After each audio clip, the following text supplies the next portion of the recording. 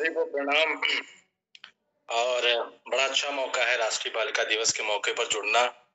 और जहाँ से हमारी उत्पत्ति हुई, हम कह सकते हैं।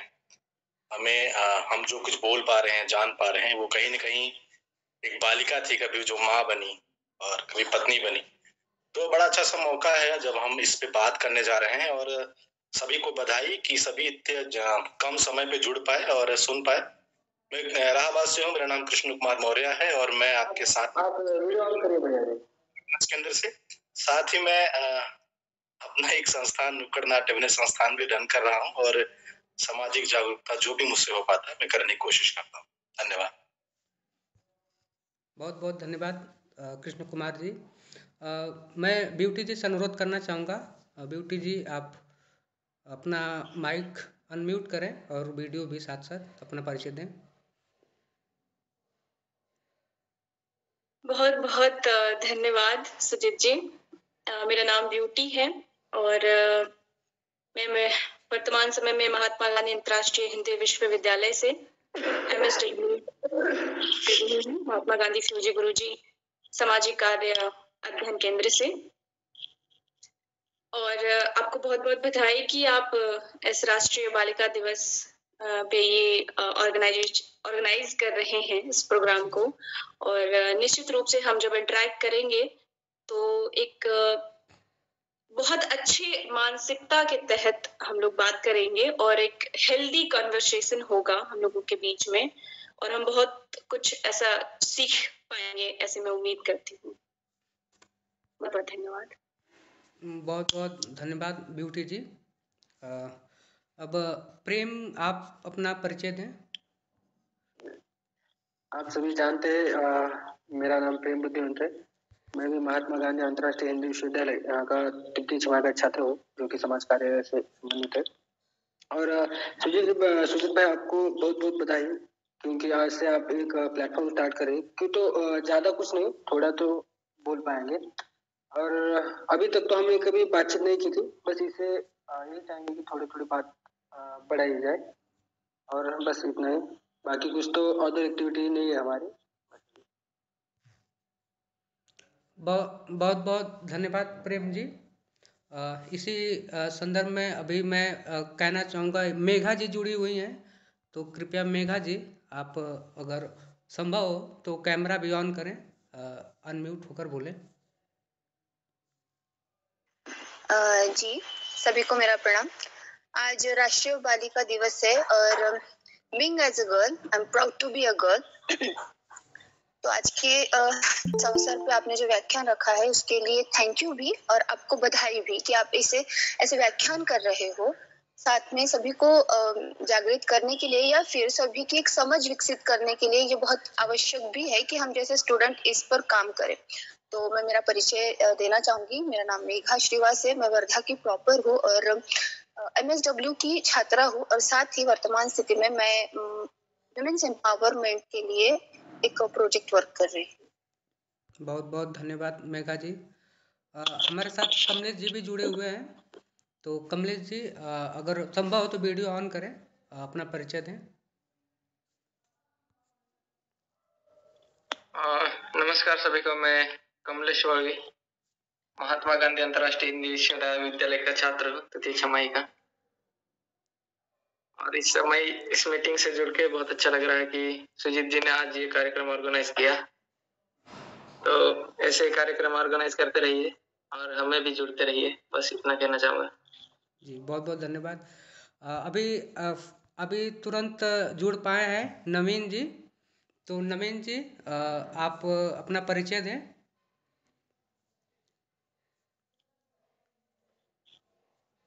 नवीन बात सुन पा रहे हैं? जी आवाज आ रहा है, पर मेरा कैमरा ऑन नहीं हो पा रहा है किसी कारण से। लैपटॉप से जुड़ा हूँ।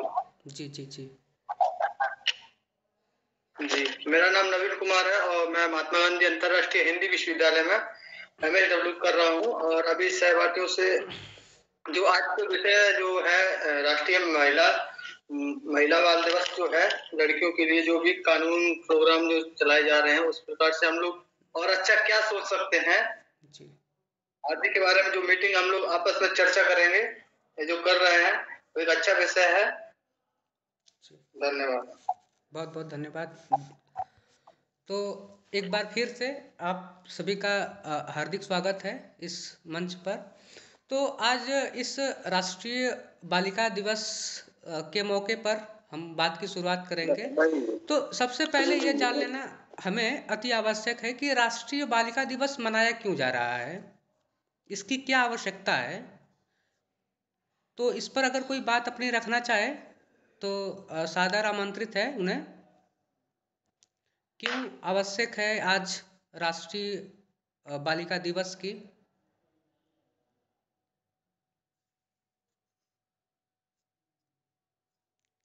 खैर ठीक है।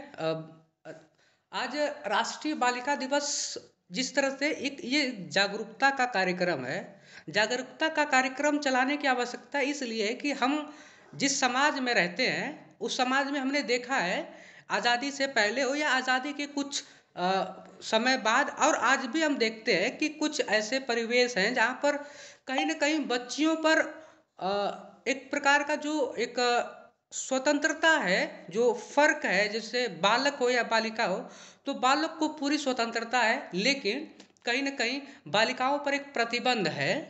तो उस प्रतिबंध को ख़त्म करना है और बेटी पढ़ें और आने वाले समय में जो है कि कद से कद मिला करके चलें। मुझे लगता है कि इसलिए आज राष्ट्रीय इसी ध्येय के साथ राष्ट्रीय बालिका दिवस मनाया जाता है। तो हम बात करना चाहेंगे यहाँ पर कि अभी देखेंगे कि हाल ही में जो कि भारत सरकार ने एक अधिनियम पास किया है संसद से कि इसमें जो बालिकाओं की जो विवाह की जो उम्र है वो मिनिमम जो है कि 21 वर्ष होनी चाहिए। तो इससे समाज में क्या बदलाव होंगे उस पर हम बातचीत की शुरुआत करेंगे। तो इस पर अपना मत रखेंगी ब्यूटी कुमारी जी। तो ब्यूटी कुमारी जी आप इस पर अपना मत दें। बिल्कुल सुजीत जी, आप एक बार अपना सवाल फिर से दोहरा दें ताकि मैं कुछ सोच रही थी इम्प्रूव करने के बारे में जो आपने इससे पहले बोला था। तो एक बार फिर से सवाल रिपीट कर दीजिए आप। जी मैं ये कह रहा था कि वर्तमान में भारत सरकार ने एक संसद से अधिनियम पास किया है जिसमें जो महिलाओं की जो विवाह की जो उम्र है वो 18 साल ना करके अब 21 वर्ष कर दी गई है।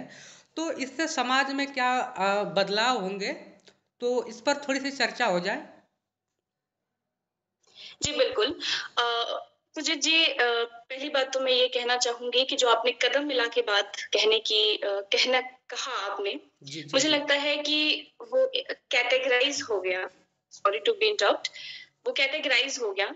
जो महिलाओं की स्थिति है, जो लड़कियों की स्थिति है, जो बालिकाओं की स्थिति है, वो अपनी जगह है और एज अ कंपैरिजन नहीं होना चाहिए, क्योंकि ये जो आज लड़कियों की या महिलाओं की स्थिति है वो इसी कंपैरिजन की वजह से है।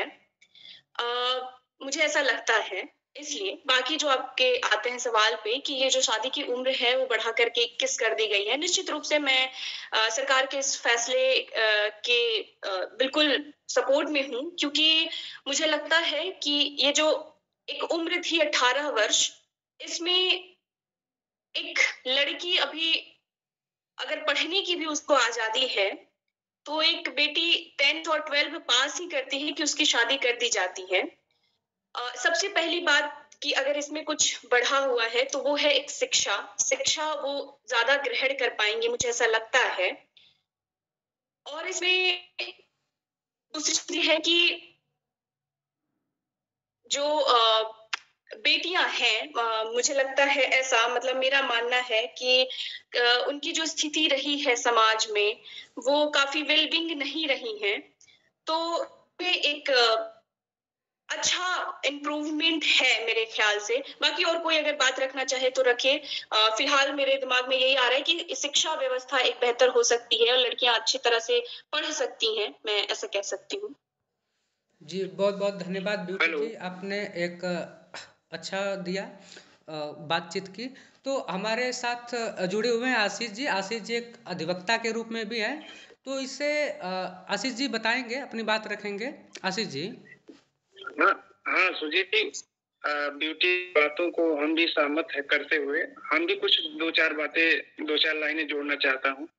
देखिए, कोई भी कानून बने, कोई भी राइट्स हो हमारे कानून में, जब तक अगर वो ठीक से लागू नहीं किया जाएगा तो कुछ नहीं बदलेगा। सबसे बड़ी बात, लागू करना बहुत जरूरी है। और सबसे बड़ी पहल ये है कि लड़कों और लड़कियों में जो शिक्षा का अंतर है, इसको दूर करने का एक पहल हुआ है, एक चीज हुआ। और लड़कियों को उनके अधिकारों के बारे में जागरूक करना होगा।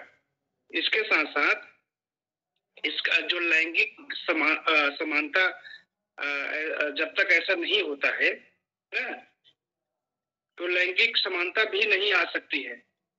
और इसके साथ सबसे बड़ी पहल तो अभी ये कहा जा सकता है कि महिला और पुरुष को एक बराबर करने की जो शुरुआत हुई है शादी के मामले में, ये तो एक सबसे बड़ी पहल है। पर इसके साथ साथ हमने जो बातें बताई कि इस कानून को लागू करना भी बहुत जरूरी है, नहीं तो कुछ नहीं बदलेगा। हम लोग ऐसे ही कानून बनते रहेंगे और वो साकार रूप नहीं ले पाएगा। बस इतनी छोटी सी बात है। बहुत बहुत धन्यवाद आशीष जी, आपने काफ़ी महत्वपूर्ण पहलुओं पर बात किया है कि कानून तो बहुत से बने हैं, चाहे वो दहेज प्रथा का बना हो, चाहे वो हिंदू मैरिज बिल बना हो, बहुत सारे कानून बने हैं महिलाओं से संबंधित, लेकिन कहीं ना कहीं हम उसको इम्प्लीमेंट सही से कर नहीं पा रहे हैं। तो आपने बहुत महत्वपूर्ण बात रखी कि कानून बना देना ही आवश्यक नहीं है, बल्कि उसका सही रूप से उसको उतारा जाए जमीनी स्तर पर। तो इलाहाबाद से जुड़े हुए हैं कृष्ण कुमार जी, आप एक संस्था भी चलाते हैं, फाउंडर हैं आप, तो कहीं ना कहीं समाज में आप काफ़ी ज़्यादा अपना विचार रखते हैं और लोगों को प्रभावित भी करते हैं। तो इस पर आपके क्या विचार हैं सॉरी कृष्ण कुमार जी, अपनी बात रखें। नहीं, मैं ब्यूटी जी भी और आशीष जी भी को बात समझ रहा हूँ। आवाज आ रही है मेरी? आ रही है, आपकी आवाज आ रही है। सही है। जो भी उम्र बढ़ाई गई है ये जरूरी था, एक बहुत अहम कदम है, ये होना भी चाहिए। मैं तो कहता हूँ कि मैं सिर्फ एक शब्द बोलना चाहता हूँ, या मतलब एक कोट जैसा कुछ है कि बाल विवाह में देरी का जवाब शिक्षा तक पहुंच सुनिश्चित करना है। अब इसमें जो 21 वर्ष बढ़ा दी गई है। मैं कुछ दिन पहले फिरोजाबाद के जिले में काम कर रहा था समूह के बीच में, और वहां पे कुछ लड़कियां जो स्कूल के ड्रेस बनाना शुरू की हैं, अपना बिजनेस डालना शुरू की हैं, और उत्तर प्रदेश ग्रामीण आजीविका मिशन उसमें सहयोग कर रहा है। तो वहां पे जो उनका सबसे बड़ा दिक्कत थी वो उनकी शादी को लेकर थी। जब ये बाहर जाने लगी, बातचीत और अपने सामान के लिए मार्केटिंग करना शुरू की, तो गांव के लोग बुरा भला कहना शुरू किए। ये सरकार तो बाद में निर्णय लेके आई, अभी ये साल भर पहले की बात है। फिरोजाबाद के दोकली गांव में वहां के प्रधान और महिलाओं ने यह निर्णय लिया कि हम अपने गांव ग्राम सभा में जितनी भी लड़कियां होंगी उनकी शादी 22 साल के पहले नहीं होने देंगे। ये एक गांव की कहानी है जो उन्होंने पहले कर दिखाया था। तो सामाजिक परिवर्तन, सामाजिक बदलाव हो ही रहे हैं, और सरकार इस पे अपना अहम कदम बढ़ाए है, तो अच्छा है, बढ़िया है। और इस पे बहुत ढेर सारे विस्तार से बातचीत की जा सकती है, और लोग भी चीजों को जोड़ते रहें, फिर आएगा। धन्यवाद। बहुत बहुत धन्यवाद कृष्ण कुमार जी। मैं माफ़ी चाहूँगा कि मैं कुछ लोगों के ही नाम ले पाया हूँ, तो बाकी के लोग भी महत्वपूर्ण हैं। कृपया एक एक करके अगर अपनी बात रखें तो बहुत अच्छा लगेगा हम लोगों को। हालांकि मैंने नाम लिया कुछ लोगों का, तो इसके लिए अन्य मेरे जो साथी हैं वो भी बहुत महत्वपूर्ण हैं। तो कृपया एक एक करके अपनी बातें रखें, फिर हम अलग मुद्दे पर बात करेंगे।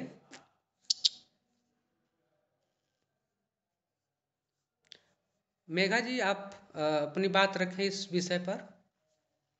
जी जी जी, देखिए, ब्यूटी जी ने, आशीष जी ने और कृष्णा जी ने बहुत अच्छे मुद्दों पर अपनी बात रखी है।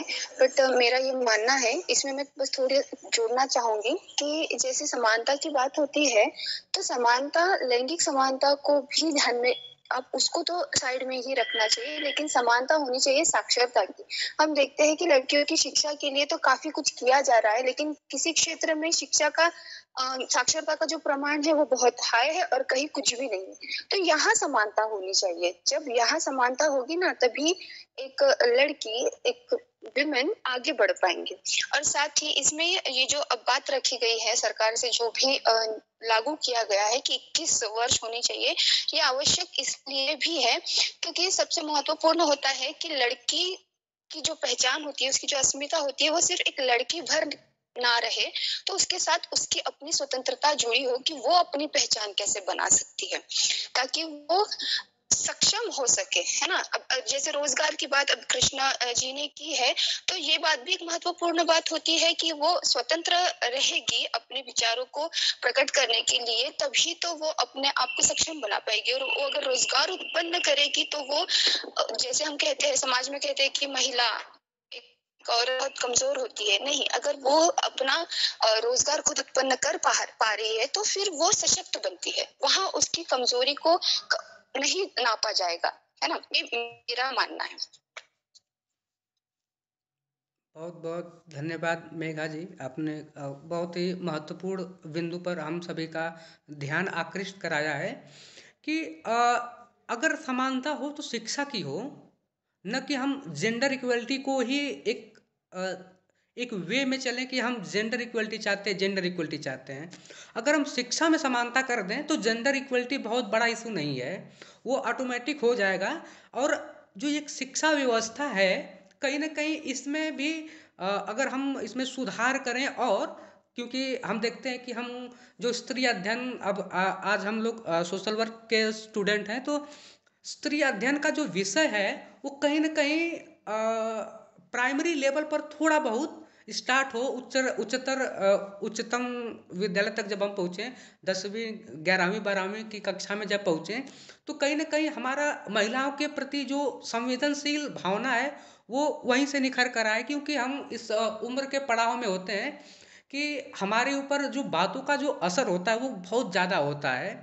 तो अगर उस दौर में अगर हम लोगों को ये स्त्री अध्ययन जैसा विषय अगर थोड़ा बहुत पढ़ाया जाए तो कहीं ना कहीं इसका इम्पैक्ट और भी बेहतर होगा।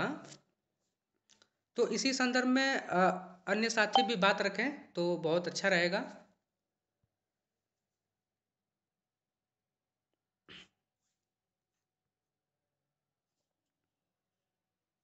बिल्कुल सुजीत जी, मैं इसमें एक चीज और कहना चाहूंगी कि देखिए, बदलाव, इसमें अगर बदलाव की हम बात करें तो इससे जो उम्र बढ़ा दी गई है, इससे बदलाव, बहुत कुछ बदलाव आने वाले हैं। एक तो शिक्षा के क्षेत्र में बदलाव आएंगे ही आएंगे, और दूसरी बात यह है कि अगर शिक्षा में मतलब शिक्षा को लेकर के लड़कियां जागरूक होंगी तो जाहिर सी बात है कि वो आर्थिक क्षेत्र में भी बढ़ चढ़ कर हिस्सा लेंगी, मेरा ये मानना है।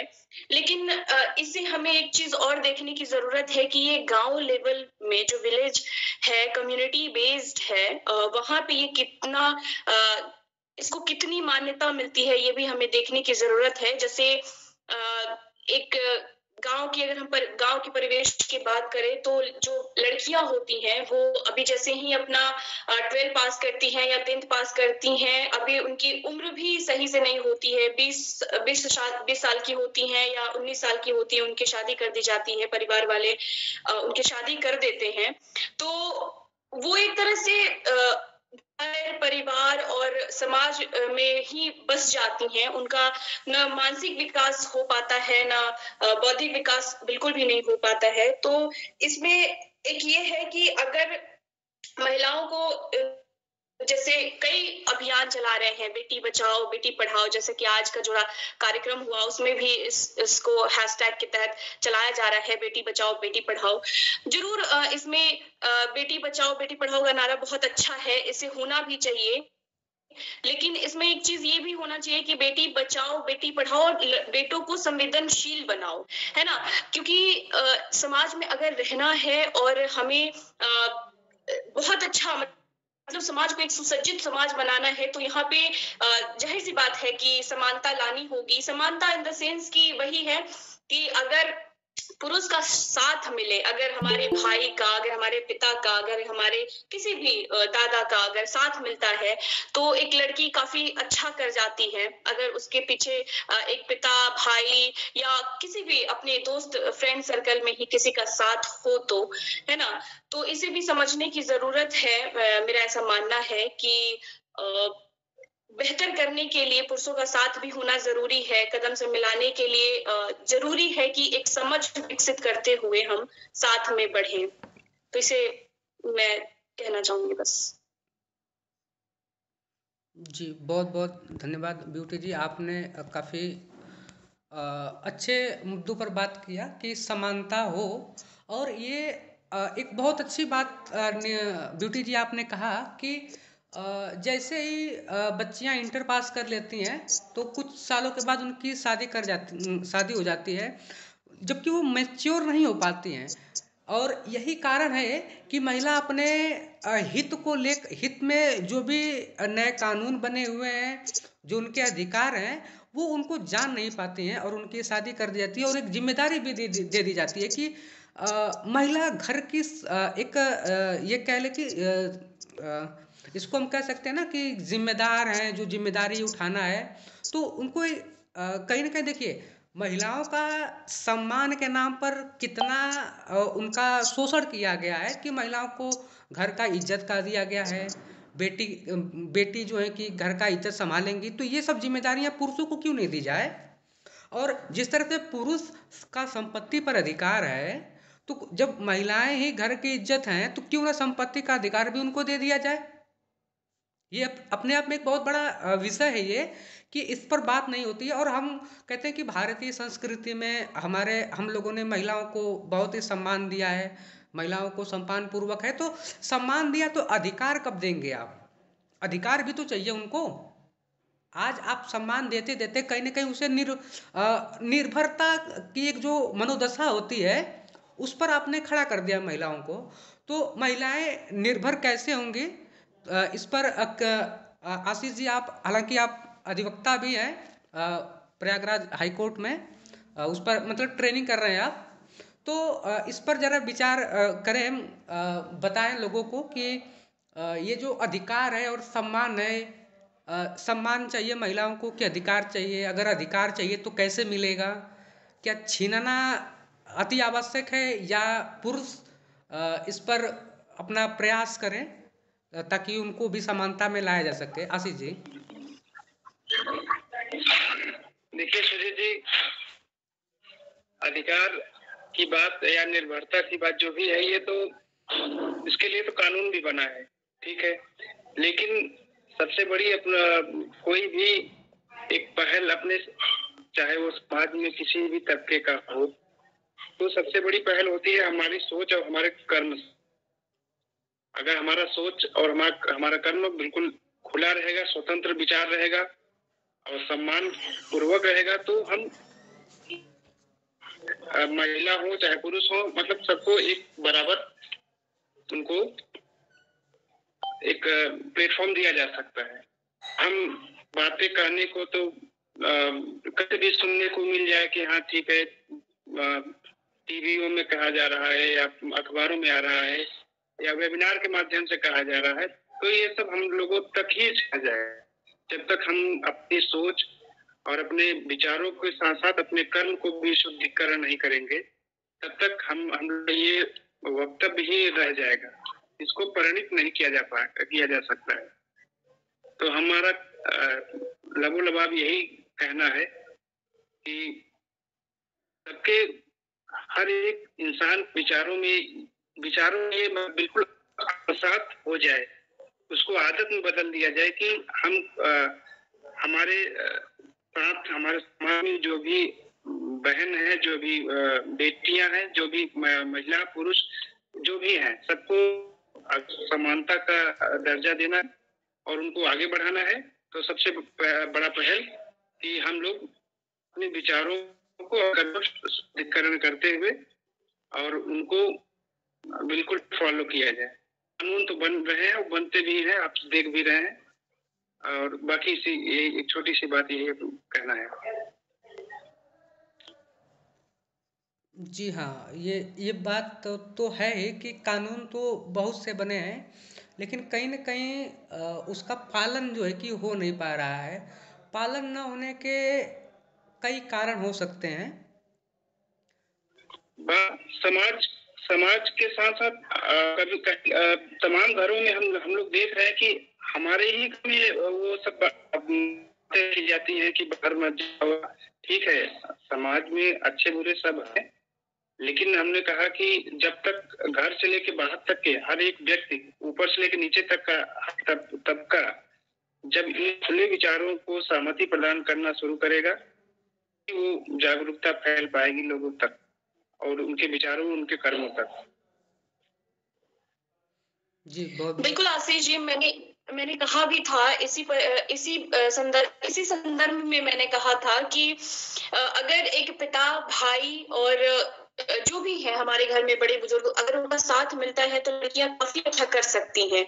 इसी संदर्भ में मैंने कहा था एक लड़की है और उसकी भावना को समझे बगैर कोई भी, उसका मतलब अगर हम ये कह सकते हैं कि अगर वो आर्थिक स्थिति से कमजोर है, या ये कह सकते हैं कि वो डिपेंड होती है अपने भाई पे, अपने पिता पे, अपने इवन माँ पे, पितृसत्तात्मक सोच को कहीं ना कहीं अगर बढ़ावा देता है, तो एक महिलाएं भी उसमें काफी बढ़ चढ़ के हैं। ऐसा मैं नहीं कहूंगी कि सिर्फ पुरुषों की सत्ता है, उसको बढ़ाने में महिलाएं काफी योगदान देती हैं अपना, और ये खास करके उस एक रूढ़िवादी कम्युनिटी में है। हालांकि आज तो काफी क्षेत्रों में महिलाओं ने भारतीय परिवार में जो भारतीय समाज में है, कई बदलाव हुए हैं। इन कई सालों में महिलाओं ने हर क्षेत्र में आगे बढ़ चढ़ के हिस्सा लिया है। लेकिन समझने वाली यही बात है कि एक लड़की के बिना उसके भावनाओं को समझे, बिना उसके राय लिए बगैर वो मतलब उसको कुछ भी करने की आजादी नहीं दी जाती है। कुछ कहीं भी जाना है, इवन अपनी सहेली के घर भी जाना है, तो वो अपने पिता से या माँ से पूछ के ही जाती है कि क्या मैं जा सकती हूँ या नहीं जा सकती हूँ। माँ कहती है कि हाँ चले जाओ, लेकिन जल्दी आ जाना, और वो एक निश्चित समय पे ही उसको लौट के आना है। तो ये जिम्मेदारी सौंप दी जाती है उसको समझे बगैर। भाई, अगर लड़की मार्केट जा रही है, मार्केट गई है, और अगर ज्यादा लेट हो गया तो उसके पीछे लगा दिए जाते हैं भाई को कि जाओ देख के आओ लड़की कहाँ रह गई। ये जब इस तरह की चीजें होती हैं तो कहाँ से लड़कियां सशक्त हो पाएंगी। उनके अंदर सशक्त का मतलब ही होता है कि जो हमारे अंदर, यानी कि जो आपके अंदर एबिलिटी है, जो योग्यता है, उसको एक अच्छा प्लेटफॉर्म देना, उसको निखारना, सही मायने में वही सशक्तिकरण का पहचान होती है, ये कह सकते हैं। तो ये चीजें हैं आशीष जी, बहुत अच्छी बात कही आपने कि ये घरों से ही शुरू होता है। कैटेगराइज करना हम घरों से ही तो शुरू होता है ना। हम देखते हैं कि इवन हम देखते हैं कि हमारा भाई के फुटबॉल खेलता है, क्रिकेट खेलता है, और हम सहेलियों के साथ गुड़ियों में फंसे रहते हैं, हम किचन सेट से खेलते हैं। तो ये कैटेगराइज कहाँ से शुरू, हमारे परिवार से ही तो शुरू होता है। तो इसी मानसिकता को रखते हुए कि ये भाई की भी बहुत नैतिक जिम्मेदारी होती है कि वो अपनी बहनों को समझे। और मैं तो जो भी मेरे पुरुष मित्र होते हैं, मैं उनसे बड़ी फ्रैंकली कहती हूँ कि ये बहुत जरूरी है, अपनी बहनों को समझना और अपने दोस्तों को समझना बहुत जरूरी है, ताकि उनके अंदर जो क्षमताएं हैं उनको एक अच्छा प्लेटफॉर्म देना, न कि उनको संकुचित करना।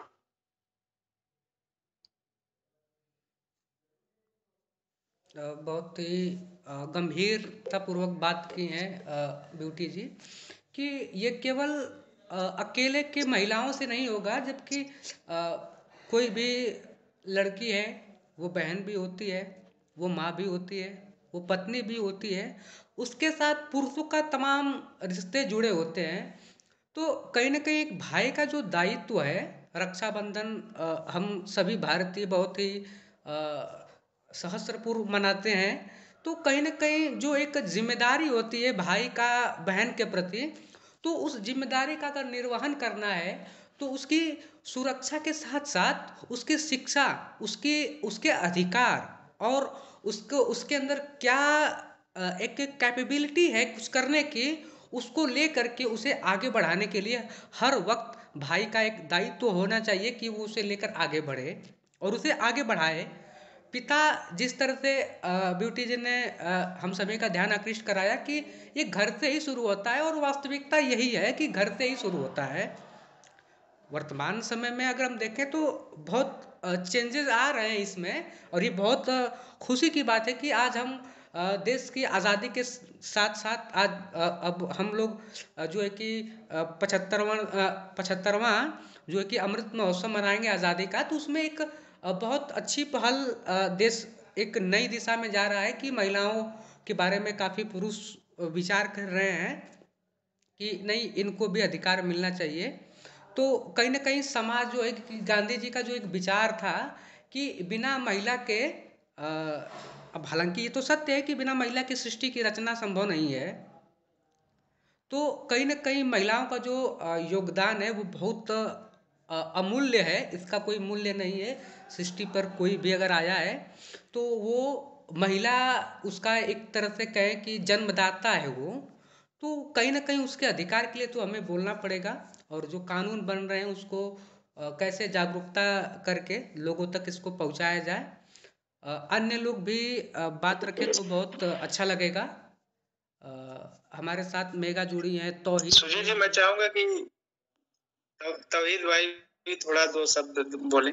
जी जी बिल्कुल। तौहीद जी, अगर कैमरा ऑन हो सकता है तो ऑन भी करें और अच्छा लगेगा, ताकि एक मित्र दूसरे मित्र को काफी और समय हो गया देखे हुए। कैमरा वगैरह आप लोग बातें कर रहे थे, मैं सुन रहा था, तो काफी चीजें आप लोग कवर करी थी लगभग, जो भी आज के विषय से जुड़ी जो भी बातें थी, जो भी उसके विषय थे, काफी अच्छा बात कर रहे थे आप लोग। लेकिन मैं जो चीज सोचता हूँ इन सब चीजों को लेके, वो ये कि कई सारे कानून बने हैं, अच्छी बात है उनका, और बहुत सारे जो है कि नियम भी बने हैं सामाजिक ढांचे में भी अपने स्तर पे, सरकारी स्तर पे नहीं, और तो उन सब में जो है कि हमेशा बेहतर की बात तो की जाती है कहीं ना कहीं अपने अपने स्तर पे, लेकिन दिक्कत ये है कि उसको एप्लीकेबल होते नहीं दिख पाता है आदमी। वो किसकी कमी होती है, कैसी कमी होती है, उसको भी एक विषय है।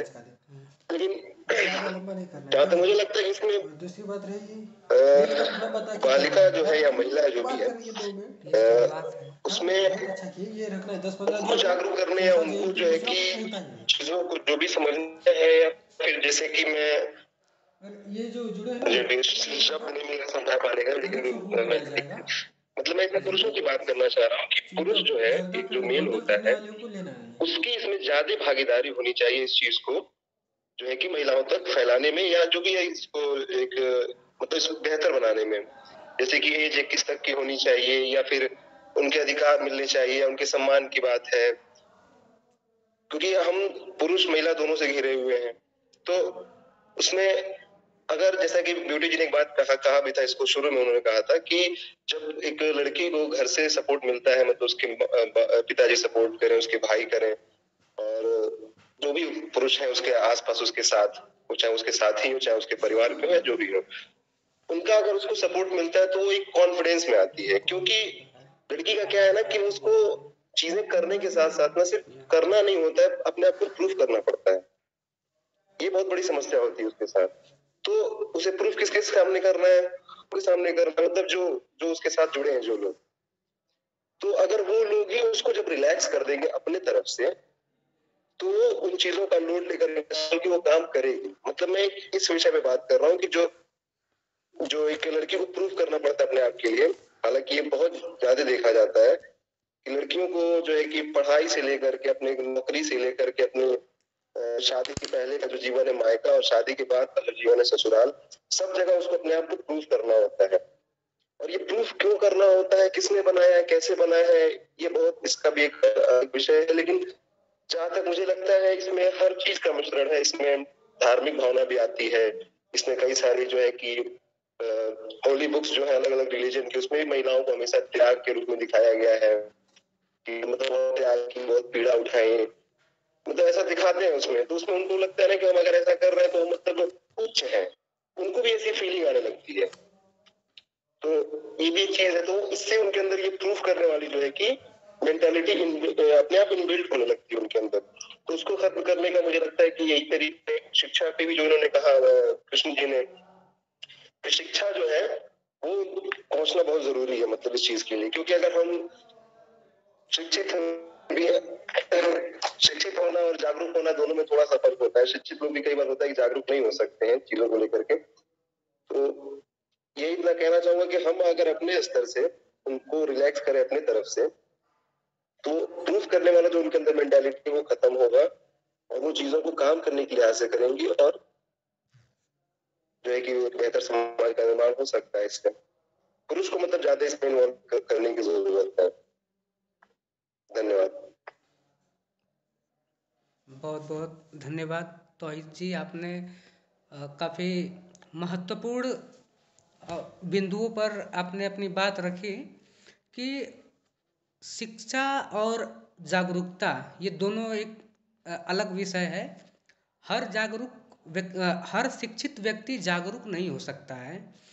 तो जैसा कि उन्होंने एक एग्जाम्पल दिया उस गाँव, तो देखिए गाँव में भी नहीं कि सब शिक्षित हो, लेकिन वो जागरूक थे इन चीजों को लेकर के।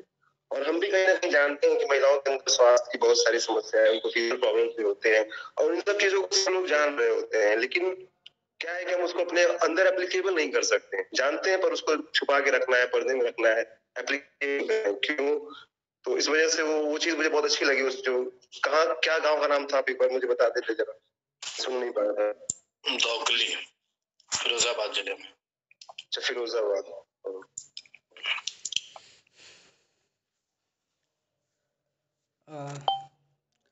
इसी संदर्भ में यदि और कोई जोड़ना चाहे तो जोड़े। फिर हम कृष्ण कुमार की ओर आएंगे। कृष्ण कुमार जी अपनी बात रखेंगे और इनके वक्तव्य के बाद हम इसे यहीं पर विराम देंगे। कोई अपनी बात रखना चाहता है? जी, यहाँ मैं ये बोलना चाहूंगी, मेरी बातों को गलत मत लीजिएगा, बस यहाँ एक बात जोड़ना चाहूंगी कि आचार्य विनोबा भावे जी ने ये कहा है कि आचार ये प्रचार का एकमात्र साधन है। तो यहाँ जितनी भी बातें आज रखी गई उसे मैं सुन रही थी, तो यहाँ एक बात होती है कि पहले ये जो सारी चीजें हम कर रहे हैं या बोल रहे हैं, इसके लिए खुद भी इसे आचरण में लाना चाहिए, तभी हम इसका प्रचार कर सकते हैं। बीइंग एज अ गर्ल, मुझे भी खुद के अधिकार, खुद की स्वतंत्रता और खुद के विचार को खुली तरह से अपने घर वालों के सामने रखने का इतना मेरी समझ होनी चाहिए। तभी मैं खुद अगर ये चीज कर पाऊँ तो मैं दूसरों को भी जागरूक कर सकती हूँ या दूसरों को समझा सकती हूँ। और एज अ बॉय, अगर आप लोग भी आपकी बहन, माता या फिर आपकी महिला मित्र है, उनकी भावनाओं को समझे या उन्हें समझे, उन्हें सपोर्ट करे, तो यहाँ पर हम अपने आप से शुरुआत कर सकते हैं, जिसका हम प्रचार करना चाह रहे हैं या जिसकी हम इतनी बातें कर रहे हैं। यहाँ लड़कियों को घर की इज्जत मानी जा रही है और जिम्मेदारी है लड़की ये कहा जाता है, तो उसके साथ साथ उसे इज्जत दो। सिर्फ इज्जत मानो मत, तो उसे इज्जत भी दो और उसे जिम्मेदारी समझने के साथ साथ उस पर जिम्मेदारियां भी दो। लेकिन उस पर जिम्मेदारियां सिर्फ घर की ही ना दो, तो उस पर जिम्मेदारी इस बात की दो कि तू खुद को समझ।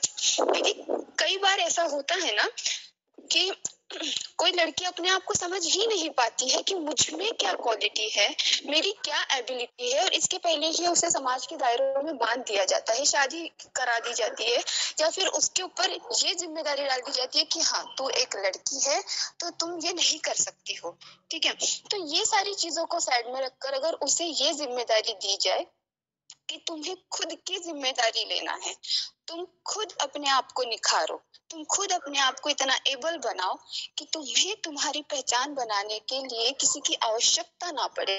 क्योंकि लड़कियां हमेशा हम देखते हैं कि डिपेंडेंट होती है, तो उसे इंडिपेंडेंट बनने के लिए प्रेरित किया जाए। तो जिम्मेदारी का अर्थ और इज्जत घर की इज्जत मानने का अर्थ यहाँ मुझे ऐसे लगता है कि ये होना चाहिए, और ये शुरुआत अगर हम खुद से करें तो ये ज्यादा बेहतर होगा। जी मेघा जी, आपने बिल्कुल सही कहा, क्योंकि जागरूकता का कार्यक्रम किसी भी विषय को लेकर के कोई भी कर सकता है जो जानकार है, लेकिन उसे आत्मसात करना या करवाना ये अपने आप में बहुत कठिन विषय है। कि आज हम लोग इतनी बातें कर रहे हैं, लेकिन अपने जीवन में हम इसे कितना आत्मसात कर पाएंगे, एक ये अपने आप में एक बहुत बड़ा सवाल है। तो कहीं न कहीं निश्चित रूप से हम जितने भी लोग जुड़े हुए हैं, अपने हम किसी के भाई हैं, किसी के बेटे हैं और किसी के पति भी होंगे, तो कहीं न कहीं हम इस जिम्मेदारी को अभी से अपने विचार में लाएं कि जो जिस तरह के विचार हमारे हैं, हमारे आने वाले समय में कि जो भविष्य में जो हमारे विचार हैं उसे जमीनी स्तर पर उतारा जाए। किसी प्रकार का अपने बच्ची हो या बच्चा हो उसके साथ भेदभाव ना हो, अपने पत्नी को अपने से बराबरी का दर्जा दिया जाए। तो कहीं न कहीं इसे आत्मसात करने की अत्यंत आवश्यक है, आवश्यकता है इसकी। मुझे जहाँ तक पूरा विश्वास है, निश्चित रूप से हमारे जितने भी साथी हैं वो इसी विचार के हैं और इसी विचार को फॉलो भी करते हैं। इसमें ये निसंदेह है कि केवल विचार हैं, तो कहीं न कहीं हमें इसमें केवल वृद्धि करनी है। तो अंत में मैं कृष्ण कुमार जी को सादर आमंत्रित करना चाहता हूं कि ये अपनी बात को रखें और इसी के साथ इस संगोष्ठी को समापन भी किया जाए। कृष्ण कुमार जी। मेरे से समापन क्यों कर रहे हैं? बढ़िया है और मतलब मजा आया। हाँ, कुल मिला के। और सबसे बड़ी बात है कि मैं तो अपने आसपास बहुत सकारात्मक माहौल देखता हूँ और जितने भी हमारे आसपास के लोग हैं वो बहुत सकारात्मक हैं, खासकर बेटियों को लेकर। हमारी जो टीम है वो जितने भी लड़के हैं वो लड़कियों को लेके बहुत अच्छे से मतलब व्यवहार है उनका। और कभी भी माहवारी मतलब मासिक धर्म उनको होता है तो हमारे ग्रुप में उसका एक उत्सव मनाया जाता है। तो ये एक तरह का हमारे यहाँ का कल्चर हम लोग डेवलप कर रहे हैं और ये कल्चर हमने मलिन बस्तियों को ले जाकर शुरू किया है। इलाहाबाद में एक अभिषेक शुक्ला है, उन्होंने शुरुआत संस्था खोली है, मैंने प्रेजेंटेशन भी दिया है। उनके साथ मिलकर हम इस पे काफी काम कर रहे हैं और आप यकीन न करिए कि मलिन बस्ती की लड़कियां जो कभी भिक्षा मांगती थी अब वो खुलकर हमारे कार्यक्रमों में प्रतिभाग करती हैं। और साथ ही साथ रजस्वला मेरा एक नाटक है जिसमें वो खुद उसको सोलो तैयार करने की ओर बढ़ रही हैं। तो बहुत बेहतरीन है। और जो भी उम्र बढ़ाई गई है उसमें एक हम क्योंकि हम जागरूकता कार्यक्रम चलाते हैं तो हमारे हिस्से में चीज आती है और जो मुझे लगता है ऐसा होना चाहिए, विवाह की उम्र में वृद्धि बड़े पैमाने पर जागरूकता अभियान की आवश्यकता है और नए कानून की सामाजिक स्वीकृति को प्रोत्साहित किया जाना चाहिए और ये तब संभव होगा। और हम एक सबसे बड़ी प्रचार मानते हैं माउथ पब्लिसिटी। अगर हम कोई भी चीज अगर अपने किसी वक्तव्य में या कहीं खड़े हैं, कहीं बातचीत कर रहे हैं और उस बातचीत में हम थोड़ी सी जगह इसको दें और उस अहमियत को बातों बातों में कह जाएं तो बहुत चीजें मतलब अच्छी हो सकती हैं। और दूसरा एक और पहलू पे बात होना चाहिए था अभी भी, क्योंकि इतना टाइम नहीं है, नहीं तो जो भी सुप्रीम कोर्ट का फैसला आया है उनके विरासत वाली चीजों में उस पर भी बातचीत होनी चाहिए। और मुझे लगता है कि इतने कम समय उस पर बातचीत नहीं हो पाएगी, तो उसके लिए किसी और दिन आप लोग रखें इस पे, क्योंकि एग्जाम भी आ रहे हैं। बहुत ज्यादा में 1 घंटे का टाइम, कभी कभी क्या चीज होता है हम पढ़ते या कई चीजों में परेशान रहते हैं, जब हम आपस में कई विचारों का समावेश होता है तो वैसा होता नहीं कि कभी दुख भरा हो हृदय में और रोने के बाद हल्का महसूस करता हूँ या बारिश के बाद मौसम साफ हो जाता है, वैसा ही अगर हम कभी मीट आउट इस तरह का करते हैं तो हम हमारा जो एक हृदय होता है बहुत खुश होता है और हम हल्के महसूस करते हैं। तो बीच बीच में इस तरह गतिविधि होनी चाहिए, क्रिएटिव है।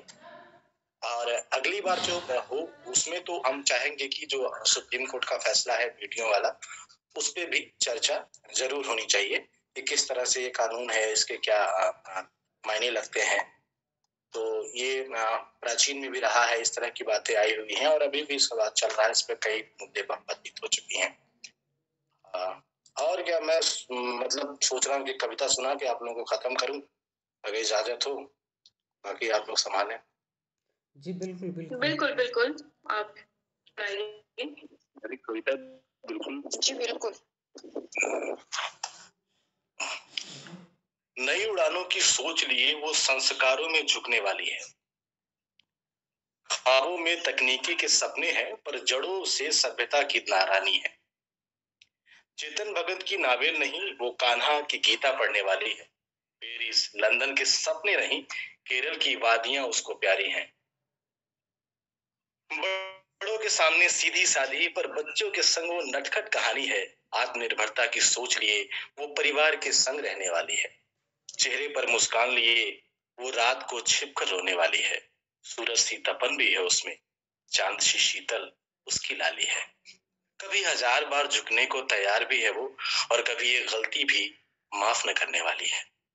जिद्दी है स्वभाव से वो, पर रूठ के 2 पल में मान जाने वाली भी है।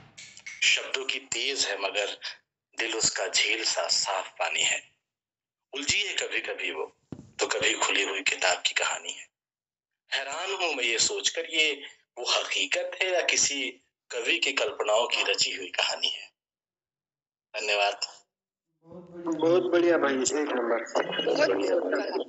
वाह, क्या बात है, क्या सुंदर, बहुत ही सुंदर बोला आपने कृष्णा भैया। जी आपने लिखा है, दिल छू गया आपका ये कविता। धन्यवाद धन्यवाद। कृष्णा भैया बहुत बढ़िया था यार। और भी लोग हैं, सुना ले इस बार रखा जाए। जी कुछ ही शब्दों में काफी अच्छे तरीके से आपने एक लड़की को एक्सप्लेन किया है। सच्ची बहुत ही प्यारी कविता थी ये। धन्यवाद। बहुत बहुत धन्यवाद कृष्ण कुमार जी, आपने कविता के माध्यम से काफ़ी कुछ कम शब्दों में आपने कह दिया स्त्री के बारे में। तो आपने एक नया विषय भी छेड़ दिया है, तो निश्चित रूप से हम लोग जुड़ेंगे इसी उत्साह के साथ और सुप्रीम कोर्ट के इस नए फैसले पर बात करेंगे। हमारे साथ काफ़ी देर से जो कि उपस्थिति है अपेक्षा जी की, तो अपेक्षा जी ने अभी तक कोई विचार नहीं रखा है। तो मैं जो है कि इस संगोष्ठी का समापन करने से पहले अपेक्षा जी से आग्रह करूंगा कि वो अपने विचार रखें कम शब्दों में। अपेक्षा जी।